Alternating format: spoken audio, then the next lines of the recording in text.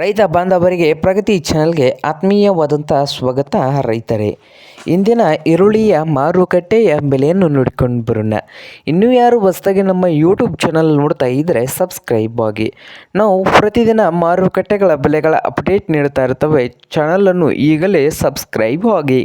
ಇಂದು ಈರುಳ್ಳಿಯ ಮಾರ್ಕೆಟ್ನ ಬೆಲೆಯನ್ನು ನೋಡ್ಕೊಂಡು ಬರೋಣ ಬನ್ನಿ ರೈತರೇ.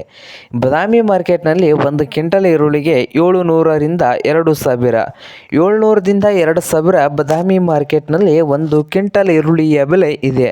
ಹಾಗೆ ಚಿಕ್ಕಬಳ್ಳಾಪುರ ಮಾರುಕಟ್ಟೆಯಲ್ಲಿ ನೋಡೋದಾದರೆ 1000ದಿಂದ 2400, 1000ದಿಂದ 2400 ಚಿಕ್ಕಬಳ್ಳಾಪುರ ಮಾರುಕಟ್ಟೆಯಲ್ಲಿ ಒಂದು ಕ್ವಿಂಟಲ್ ಈರುಳ್ಳಿ ಬೆಲೆ ಇದೆ. ಹಾಗೆ ವಿಜಯಪುರ ಮಾರ್ಕೆಟ್ನಲ್ಲಿ ನೋಡೋದಾದರೆ 800ದಿಂದ 1800 ವಿಜಯಪುರ ಮಾರುಕಟ್ಟೆಯಲ್ಲಿ ಒಂದು ಕ್ವಿಂಟಲ್ ಈರುಳ್ಳಿಯ ಬೆಲೆ ಇದೆ. ಹಾಗೆ ಬಾಗಲಕೋಟೆ ಮಾರ್ಕೆಟ್ನಲ್ಲಿ 800ದಿಂದ 2000 ಒಂದು ಕ್ವಿಂಟಲ್ ಈರುಳ್ಳಿಯ ಬೆಲೆ ಇದೆ.